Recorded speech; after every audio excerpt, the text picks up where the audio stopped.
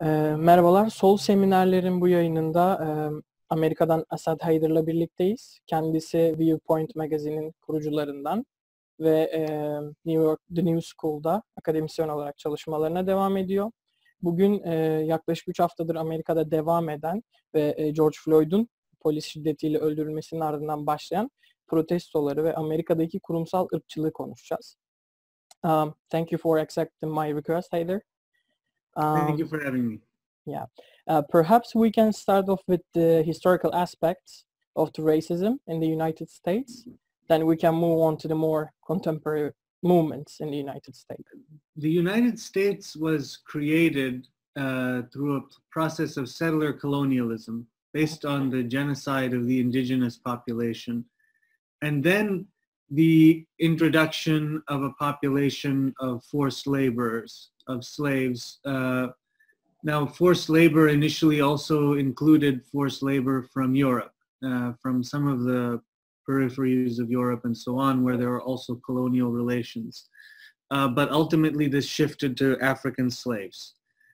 And the entire development of the American nation state and of the American transition to capitalism was driven by the labor of African slaves. And this was a fundamental aspect of the world market.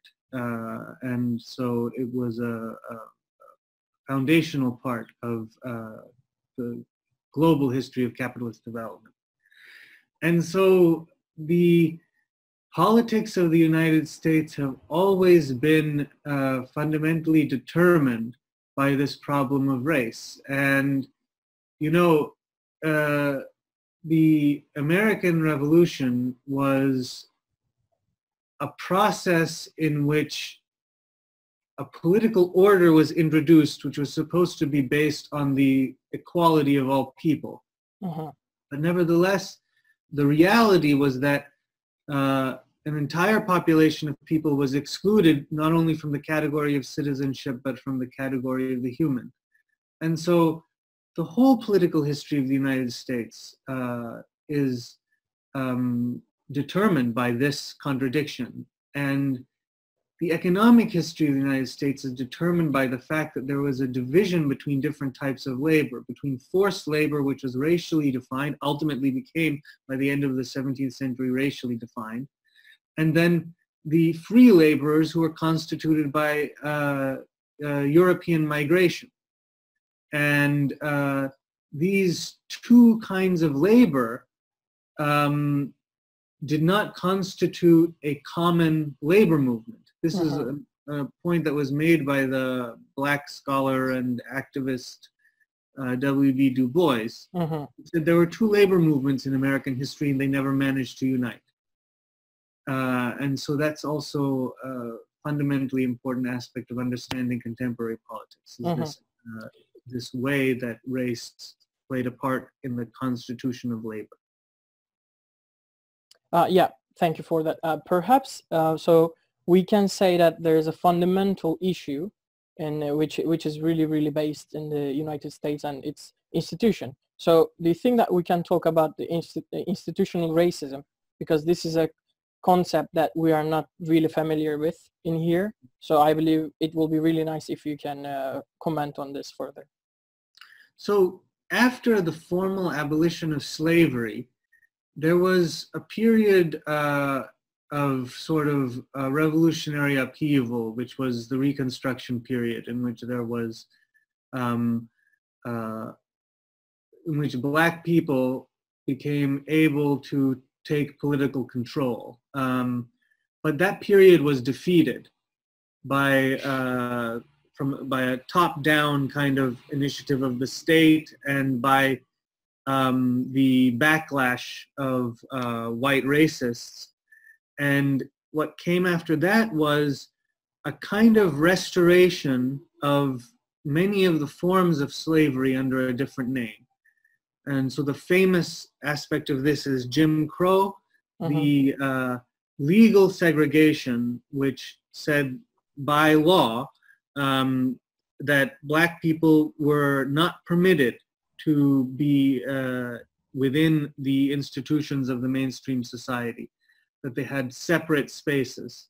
Sorry for interrupting. When you said this period, when exactly do you refer as a time? Beginning at the end of the 19th century. Sorry, yeah. Okay, thank you. And so these structures and practices lasted. They continued. They didn't just go away. You know, a whole structure had been built around racial slavery, which was restored after Reconstruction in a significant way, and then has persisted for the rest of the history that leads up to now.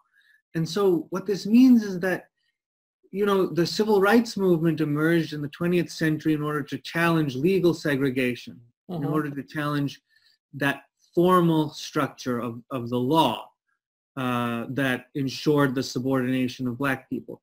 They challenged that at the legal level and were able to win major reforms in the mid-1960s.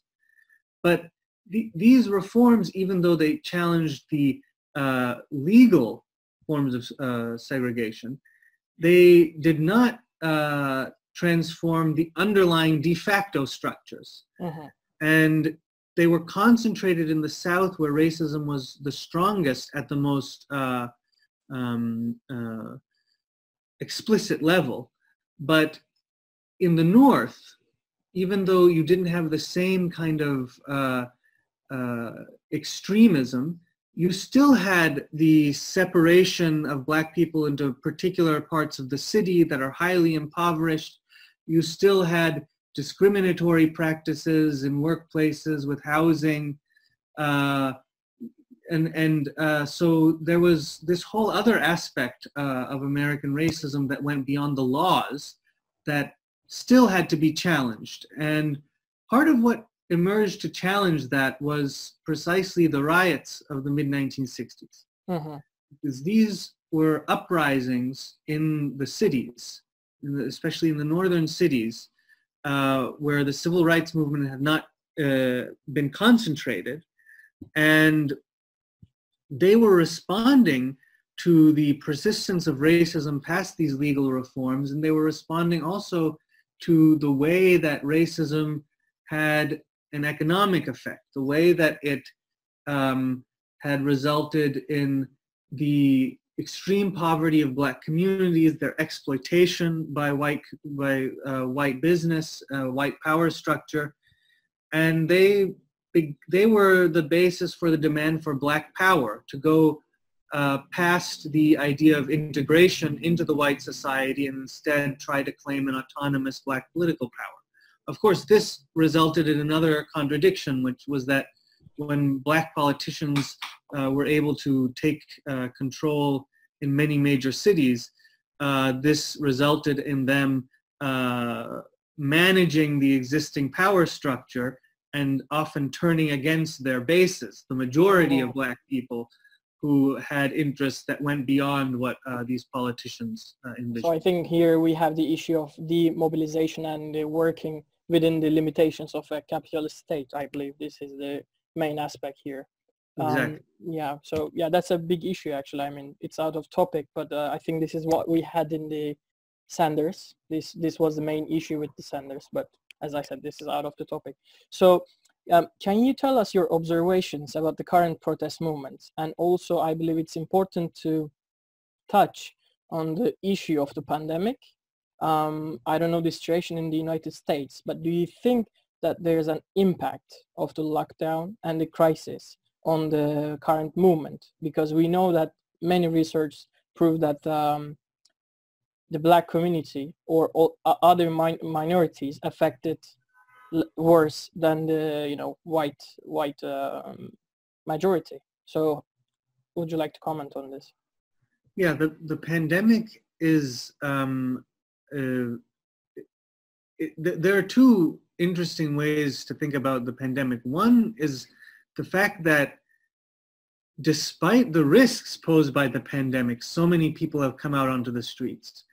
That's the level of political mobilization that people have arrived at, that they felt that despite the risks, despite the health risks, it was still necessary to go out on the street. That's the level of anger and political consciousness that there is. Of course, the second point, there are 3 points about the pandemic. That's the first one. The second point is that the pandemic has resulted in a great exacerbation and intensification of the existing problems of inequality and disparity that you pointed to. The level of unemployment is the highest since the Great Depression. You have a portion of the population doing what is described as essential work, which is disproportionately also people of color. And they are not only being hyper-exploited, they're also being exposed to very dangerous working conditions. They have been at the greatest risk of contamination. And so this situation of social disintegration, of economic depression, and so on, laid the conditions, as I said, for a very intense rage, dissatisfaction with the existing situation. And the murder of George Floyd by police was not something new. These events have tragically been happening constantly for many years, but it set off this rage. It was the spark that ignited it, and so people came out on the streets despite the risks, and they have been directly confronting the state. They're directly this is an interesting point of comparison with what we were talking about before in terms of mobilization, Sanders, and so on. Well, the Sanders campaign was attempting to enter into the state and work within the state. Now we have these movements rising up that are antagonistic to the state. I think this is an important point because this was my next question, actually. So okay, so I'll revisit it in a moment because I just want to touch on that briefly now. And they're also antagonistic to capital, because the looting that so many people are having debates about demonstrates that people are deciding that the existing distribution of wealth is illegitimate, and that in these conditions of extreme deprivation, they believe it's justifiable to take matters into their own hands and take what they need. And I believe that this is justifiable. I will make a third point about the pandemic, which is that it's going to come back as a very complicated factor in the way that the movements evolve, because we know that we can expect waves of the pandemic. And the fact that these mobilizations have ended for a portion of the population social distancing, because people wear masks at the protests, but it's impossible to maintain social distancing. People who go to jail are the conditions are not certain that they'll get infected. And so we may see the acceleration of another wave, and the impact that the next wave will have could be devastating, and it could be devastating at a general social and economic level, and we don't know what impact that will have politically. Yeah, I haven't seen any numbers in terms of if it's increasing or not. Well, that's the expectations, but I have seen many comments from, let's say, from bourgeois commentators. They say that if we see that a new wave, this is going to be on the protesters. I think this is the new narrative that they're trying to make, put the responsibility on the social movement. Right. Yeah, thank you for that. Yeah, as I said, my point was that you stressed a point when you said that they're directly confronting the state. I think this is an important aspect that we should touch a bit more. So what's the official narrative? Because here we see that Democratic Party, which is trying to cope with the protesters, trying to, you know, take the leadership of the movement. But from my observation, I mean, I do it from quite far, but let's talk with you, that they're not able to do so far. So what do you think on that? Well, the Democratic Party was forced to try to claim its support and try to claim even to represent the movement because of the militancy of the movement that emerged. Mm-hmm. Because, you know, we, as I said, we have had these issues for a long time. We have had many different kinds of, we had waves of protest. We had many different kinds of lobbying, political work within the establishment. But when they burned down a police precinct and, you know, cities are in total upheaval, then people within the state recognize that they have to do something. They have to do something to try to restore order, because that's what they're ultimately looking to do. And so this level of antagonism and disruption, of direct antagonism towards the state, is, I think, we have to understand that as the cause for the Democrats to try to make appeals to the movement, to try to say that they are behind it, and also for many businesses now to try to issue statements saying that they support this, and so on. So far, the Democrats have not been successful at claiming leadership of these movements. However, there is certainly already a dynamic in which certain bureaucratic layers of leadership and nonprofit organizations and local politicians are attempting to infiltrate and control the movements. Mm-hmm. Because the movements themselves, of course, there are always forms of organization that are in the background. There are various different organizations that have played a role in facilitating this mobilization. At the same time, a great deal of it is genuinely spontaneous. There are a great deal of people who are on the streets who have not participated in a political demonstration. And we have seen that many so-called, let's say, so-called like radical leftists are surprised with the, you know, momentum of the protest movement, because this was not something that they expected. This is not something that's safe for them. This is like out of the scope. I exactly. Completely agree with you.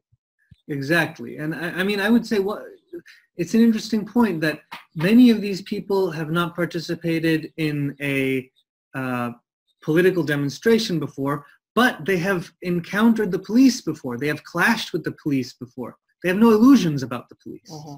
You know, you have many people who, let's say, were in the Bernie Sanders movement and so on, they don't have that awareness. So there's a certain level at which the spontaneous participation in this movement is more politically advanced than much of the left. That they understand that in the end, the police are there to control you. The police are not to be trusted. Now, the bureaucratic layer that I'm talking about that wants to co-opt the movement, they are often the ones that want to negotiate with police. They want to reach agreements with the police. If there's a curfew, for example, we had an 8 p.m. curfew in New York, first time in I think 75 years there was a curfew in New York. And so there were many mobilizations to resist the curfew. And this was not due to pandemic, right? This was due to the protest, not the pandemic. Precisely. It was due to the protest. The pandemic, because Trump does not want to admit that the pandemic requires measures like that. So he would never do it because of the pandemic. It happened because of the protests.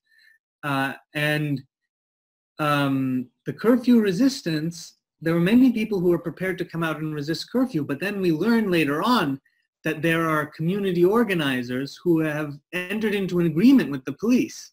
Mm-hmm. Said, if you let us out until 11, we won't break any windows and we won't go obstruct traffic. and then the police agree with them. So there's a trade-off. Things like that happen. Yes, you have these trade-offs, and this is the beginning of the attempt to co-opt and neutralize the movement, and so that's a contradiction in the movement right now. And from my observation, I would say that since there's no clear leadership as well as ideological background, eventually this is gonna go away. I mean, the movement is gonna end up at some point. So I want to ask, what do you think is gonna leave from this protest movement for the future?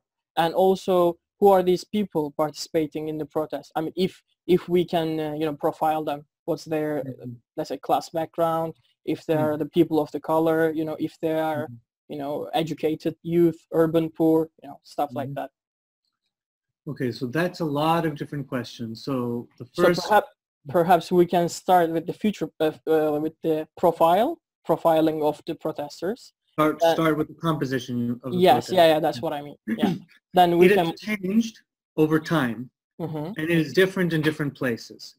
Now I can talk about New York City, because that's what I've observed specifically.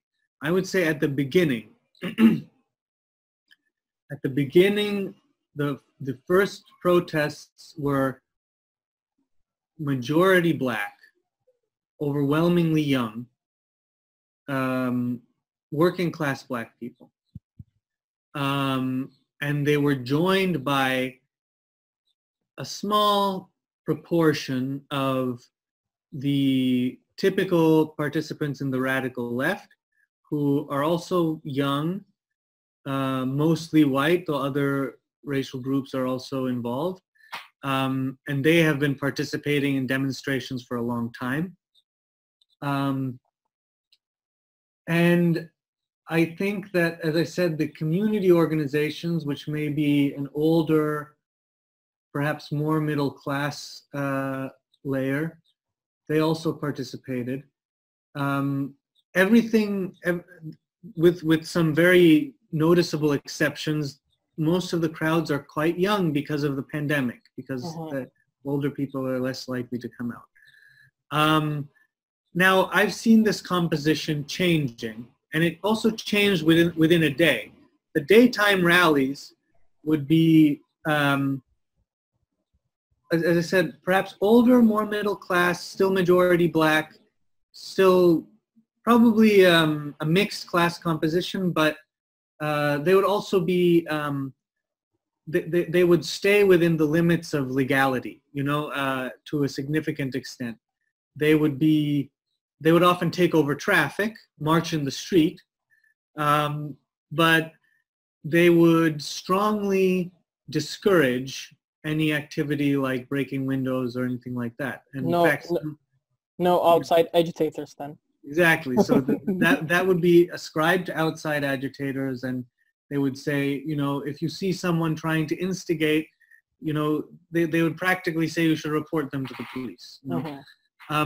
But then at night, younger, more working class crowd, still almost entirely black, though once again, some of the other white radicals and others were there.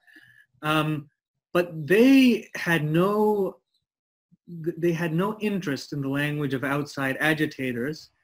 They were prepared to enter into direct confrontation with the police. And it was highly confrontational for the first few nights, I would say. Now, over time, the nighttime protests have become more white. They've become more mainstream. You are getting more of the outside agitator rhetoric, even at night. And of course, the curfew played a role in this. The fact, quite simply, that after many days of very intense protest activity, many people, I'm sure, just needed a break. So the composition is changing now, and that's part of what is making it possible for these bureaucratic layers to take more control. Yeah, and from that point, the narrative of outside agitators, I think this is pumped by the state apparatus for a reason. Then from that point, there's the thing of Antifa movement, where they, address that, we should alienate them, we should put them outside. And what do you think of this? Do you think that the Antifa has a really ground in the United States society? And do you think this strategy could really work?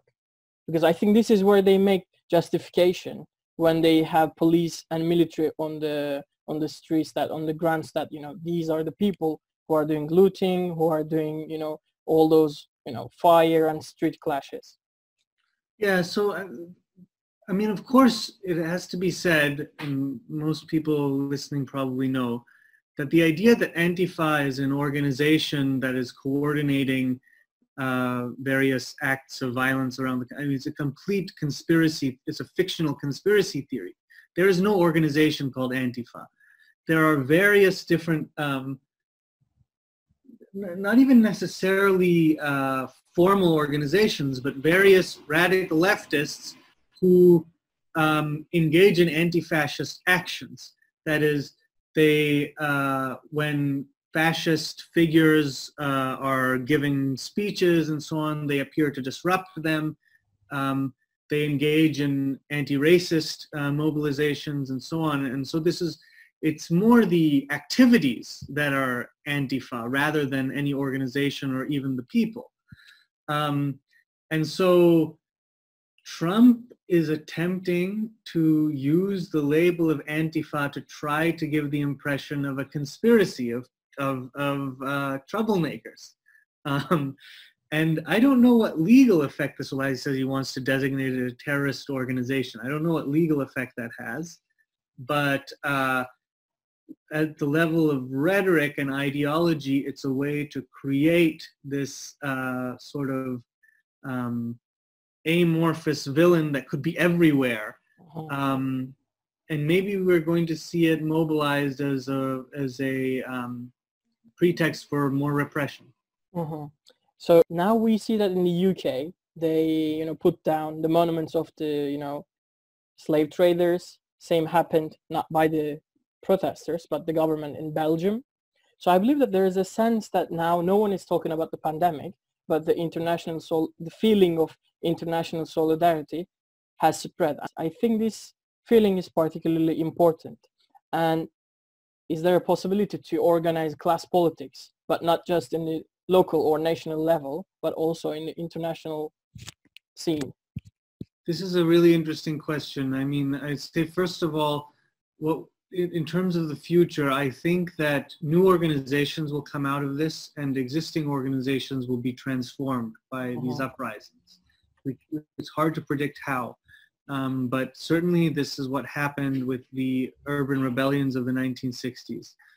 So we have to observe what's going to happen, and the question of international coordination is a very complicated one. I mean, obviously we have now far greater